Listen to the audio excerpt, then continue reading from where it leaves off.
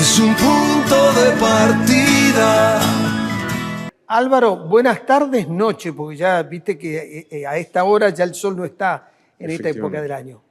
Feliz Día de la Patria. Muchas gracias y muy igualmente, Pedro. Bueno, antes de comenzar a hablar de lo central, vamos a lo principal. ¿Locro, humita o empanada un día de hoy en la casa de Álvaro? Y en ese orden. En ese orden, claro. Y un buen Malbec al lado también. Y sí, pues si no, después bajale, ¿no? Claro. Álvaro, bueno, no llegamos al 25 de mayo de 1810 con facilidad, la historia no se pare fácilmente, había ideas de los libertarios, los que querían la libertad, pero los que querían también seguir siendo una colonia, hasta un cura cuando hizo uso de la palabra en la plaza quería que sigamos siendo una colonia. Sí. Como antecedente vos habías contado lo que estaba haciendo Napoleón en Europa, invadiendo España, destituyendo al rey de España, y acá tenemos como antecedente Tupac Amaru, que estaba en Perú y después en Bolivia, un año antes de la Revolución de Mayo. Ahora, la pregunta es, ¿era lógico ser colonia, seguir pensando como colonia? ¿De dónde salieron estos argentinos? ¿De dónde sacaron las ideas de pensar en ser libres, armar una nación y embarcarse en una tarea como esa, sin haber tenido ninguna experiencia? Una gran pregunta, ¿no? Y una gran pregunta cuya respuesta la dan esos objetos maravillosos que son sustancialmente los libros, ¿no? Uh-huh. Pero respondiendo a la cuestión, hay dos grandes corrientes confluyendo en el 25 de mayo de 1810 de dos grandes autores que son símbolos del denominado contractualismo, ¿no? Que son por un lado John Locke y por otro lado, indudablemente, casi obviamente te diría, Juan Jacobo Rousseau, ¿no? Lo importante es tener en cuenta, digamos, como cuestión fundacional, que los contractualistas ya tempranamente el siglo XVII, ¿no? Y el siglo XVIII, están empezando a preparar básicamente el caldo en el que hay que cocinar la autoridad civil, ¿no? Y a esa autoridad civil, sustancialmente, hay que darle legitimidad, ¿no? Porque a la autoridad de la monarquía, la legitimidad la da el linaje. Yo soy rey porque mi papá era rey, porque mi abuelo era rey, y la da la religión, ¿no? Es decir, cuando me coronan rey, estoy investido básicamente por Dios. Dios me ordena rey, ¿no? Con lo cual no hay muchos mayores requisitos a la vuelta de esta cuestión. Ahora, cuando vos tenés que preparar la autoridad civil, ¿no? Bueno, la cuestión es yo, ¿por qué tengo que respetar los decretos de Pedro García, gobernador, si él es igual que yo? Uh-huh. O lo de Pedro García, las leyes de Pedro García, legislador, si él es tan igual como yo, o la sentencia de Pedro García, juez, si él es tan igual como yo. Y entonces, bueno, hay que construir, ¿no? Esa autoridad civil sobre la base de que, bueno, en un momento unos gobiernan y después serán gobernados y viceversa. En un momento los que son gobernados, el día de mañana van a ser gobierno. Y para poder fundar esa autoridad civil arrancamos de un mito. Ese mito se llama estado de naturaleza, ¿no? La idea de que vivíamos en caverna o en árboles, ¿no? Haciendo una guerra perpetua para básicamente quedarnos con lo que era del otro y sin mayor posibilidad de paz, ¿no? Y que entonces un día salimos, digamos, de esa selva, diría Alberto Fernández, cuando él creía que los brasileños venían de la selva, ¿no? Salimos de esa selva y suscribimos un convenio, ¿no? de convivencia, un contrato, de ahí contractualistas. Ahora bien, lo que va a decir Locke, ¿no? Bueno, es extensísimo, pero a fuerza de jibarizar las cuestiones, lo que va a decir Locke es que ya cuando vivíamos en el estado de naturaleza, cuando vivíamos en los árboles, en las cavernas, ya teníamos derechos. Y eran tres: la vida, la propiedad y la libertad. Y nada de lo que haga el contrato, el pacto, porque Locke habla de pactos, básicamente.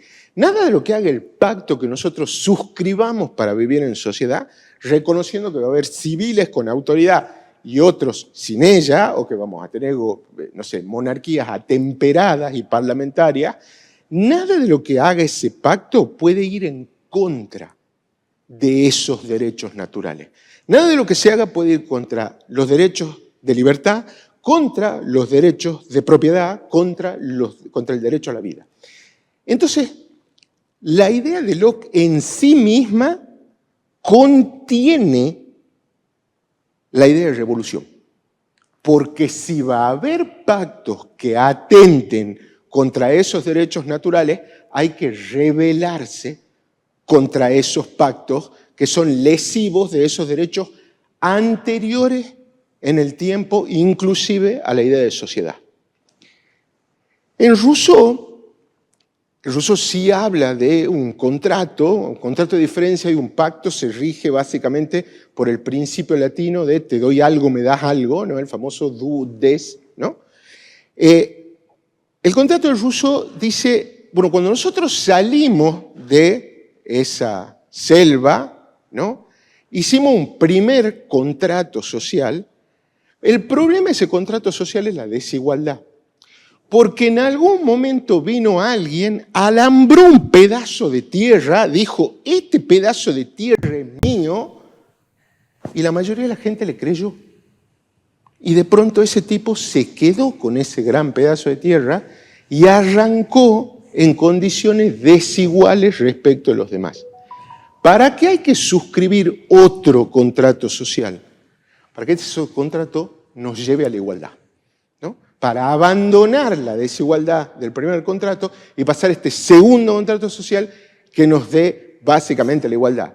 La interpretación de los patriotas de Mayo va a ser, vino un día un rey y dijo, esto que América es mío, ¿no? Y resulta que acá le creyeron, digamos, claro, con el agravante de que ahora está en cana el rey, de que ese rey, digamos, ahora está preso, porque apareció un muchacho llamado Napoleón y armó el desbarajuste del que hemos hablado en el programa anterior. Entonces, bueno, ¿a quién le corresponde entonces administrar esto hasta tanto, digamos, esto sustancialmente se aclare? Ahí aparece, como vos bien decís, el famoso obispo Loué, ¿no? Diciendo, señores, mientras en Europa esté vivo un español, los habitantes de estas tierras están en condiciones de ser miembros de la corona española. Y lo que va a decir Castelli, el orador de la revolución, es, oiga, nosotros no le hemos jurado fidelidad a los españoles, le hemos jurado fidelidad a un rey. Ese rey es Fernando VII y resulta que está preso. Así que la verdad, no, digamos. Vamos a ver que... Está bien, ahora, hay en esa pelea una lucha entre los que, digamos, llamaríamos los conservadores que quieren seguir siendo súbditos de la corona, sí. Y entre los liberales que dicen, ya no va más esta idea, también. Lo que también hay que tener en cuenta, Pedro, es la juventud del Virreinato del Río de la Plata. El Virreinato del Río de la Plata se crea como tal en 1776, el año en el que se declara la independencia de Estados Unidos. Claro. O sea, Estados Unidos se estaba independizando de la corona británica y nosotros nos estamos convirtiendo en Virreinato del Río de la Plata. Entonces, bueno, habían pasado ni siquiera 4 décadas y ahí va a venir este germen. Lo demás, en líneas generales, es más o menos sabido, digamos, la reunión en el Cabildo, que esa reunión en el Cabildo tenía que ser estrictamente para los vecinos. Hay una anécdota muy importante ahí, que es el imprentero, el que tenía que hacer las invitaciones, hizo invitaciones de más. Por eso ahí en ese Cabildo había 600 personas, que era muchísimo para una población de 30.000. Y los guardias le respondían a Cornelio Saavedra, que va a ser consagrado presidente de esa primera junta. Entonces, los que estaban apostados en las calles, revisando las supuestas credenciales de los invitados, miraban para el costado y entraba eso que los textos históricos llaman la plebe urbana, porque así lo llamaban en ese momento. Esa parte, digamos, en líneas generales, es más o menos conocida, está más o menos disponible, pero a mí sí me importaba digamos, y sobre todo a partir de tu pregunta, esta cuestión de explicar cuáles son las corrientes que están sosteniendo la revolución, ¿no? Locke, por un lado, que en su tesis sostiene que el contrato, el pacto social, contiene la cláusula de la revolución, y por otro lado, Rousseau diciendo, viejo, ¿por qué esto va a ser del rey? ¿Por qué va a ser del rey? No tiene por qué, digamos. ¿Ustedes le creyeron? Bueno, listo, vamos a hacer otro contrato.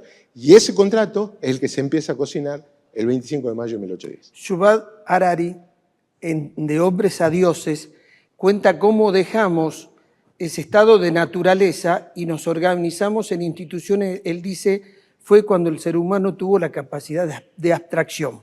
Porque vos lo que contás es, te tenés que abstraer para poder pensar un sistema que funcione.